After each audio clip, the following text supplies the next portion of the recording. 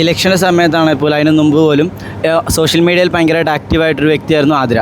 അപ്പോൾ ഈ സോഷ്യൽ മീഡിയയിൽ അതുപോലെ സെലിബ്രിറ്റി ആയിട്ടുള്ള അതുപോലെ തന്നെ ഇന്ത്യയുടെ സ്ഥാനാർത്ഥിയായിട്ട് ഇപ്പോൾ മത്സരിച്ച അഖിൽമാരാർ ഒരു വിഷയം ഉണ്ടായി. ഇപ്പോൾ ഈ ഇടയ്ക്ക് അഖിൽമാരാർ ഒരു വീഡിയോ ഇട്ടുണ്ട്, കണ്ടായിരുന്നു? സ്ത്രീകൾ ഗർഭം അതിനെക്കുറിച്ച് എന്താണ് പറയുന്നത്? സ്ത്രീ എന്ന രീതിയിൽ എന്താണ് അതിനെക്കുറിച്ച് പറയാനുള്ളത്?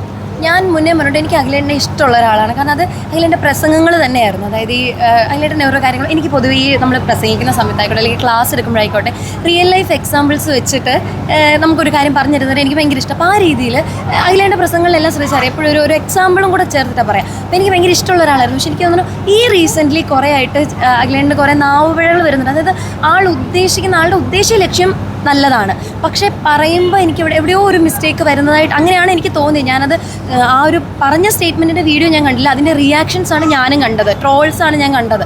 അപ്പോൾ അത് വെച്ചിട്ട് എനിക്ക് തോന്നുന്നു ആൾക്കെന്തോ പറഞ്ഞ് ഫലിപ്പിച്ചതിൽ ആ സെൻറ്റൻസിൽ അല്ലെങ്കിൽ ആ പറഞ്ഞ വാക്കുകളിലാണ് ഇവിടെ മിസ്റ്റേക്ക് വന്നിട്ടുള്ളത്.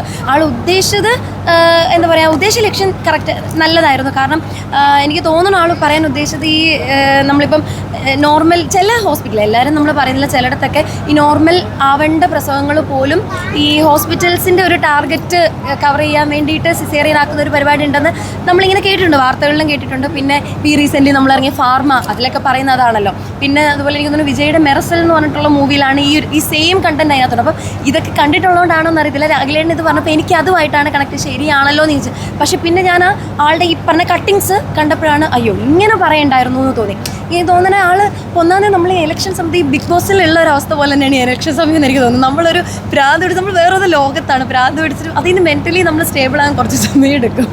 അപ്പോൾ അതുകൊണ്ടായിരിക്കാം ആൾ പറഞ്ഞ് ഫലിപ്പിക്കാൻ ശ്രമിച്ചതിൽ എവിടെ ഒരു മിസ്റ്റേക്ക് പറ്റുക. അല്ലാതെ ആൾ പറഞ്ഞതിനെ ഞാൻ അംഗീകരിക്കില്ല. കാരണം ഞാൻ എൻ്റെ അമ്മ അല്ലെങ്കിൽ ഇതെന്താന്നുള്ളത് നമ്മൾ മന്ത്ലി നമ്മൾ എന്താ പറയുക കാണുന്ന ഒരു കാര്യമാണ്. അല്ലെങ്കിൽ ഒരു അതിൻ്റെയൊക്കെ ബുദ്ധിമുട്ട് നമുക്ക് അറിയാം. ആൾ പറഞ്ഞതിലുള്ള ഒരു പെശകായിരിക്കും അത്. പിന്നീട് ഞാൻ അഖിലേൻ്റെ ഒരു സ്റ്റോറി ആളിതിനെ എന്താണ് പറഞ്ഞതെന്നുള്ളത് ഇട്ടിരുന്ന കണ്ടത്. അപ്പോൾ എനിക്ക് തോന്നി ഓക്കെ, അപ്പോൾ ആൾക്കത് പറഞ്ഞപ്പോൾ എന്തോ മിസ്റ്റേക്ക് പറ്റിയതാണ്, അങ്ങനെയാണെന്ന് തോന്നുന്നു. അതെ. അതുപോലെ തന്നെ സോഷ്യൽ മീഡിയ ഒരു ദുരുപയോഗം ചെയ്യുന്നതായിട്ട് തോന്നുന്നുണ്ടോ?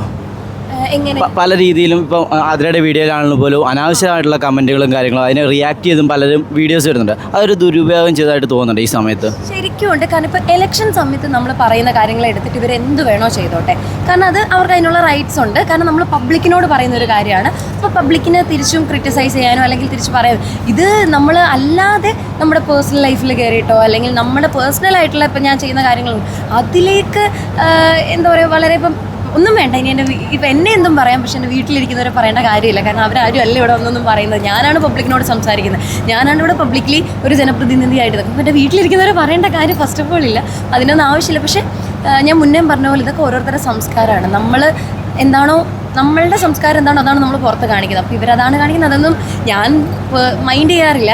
ഞാൻ ആദ്യമൊക്കെ എനിക്കിതുണ്ടായിരുന്നു, ഇത് ഇലക്ഷൻ കഴിഞ്ഞ് ഇത് തുടർന്നാൽ എന്താ പറയുക സൈബർ കേസൊക്കെ ഫയൽ ചെയ്യണം അങ്ങനെയൊക്കെ വിചാരിച്ചിട്ടുണ്ടായിരുന്നു. പക്ഷെ പിന്നെ അവർക്ക് എന്തിനാ അവരത് കാണിക്കട്ടെ, അത് നമ്മളത് മൈൻഡ് ചെയ്തിരുന്നപ്പോൾ നമ്മളെന്തെങ്കിലും തിരിച്ച് മറുപടി പറയാൻ പോകുമ്പോഴാണ് നമ്മളത് ഓക്കെ അപ്പോൾ അവർ ഹാപ്പിയാവും, അവരുടെ ഉദ്ദേശം നടന്നു എന്നുള്ളത് വരും. അതുകൊണ്ട് വേണ്ട ഒരു മറുപടി നടന്നു.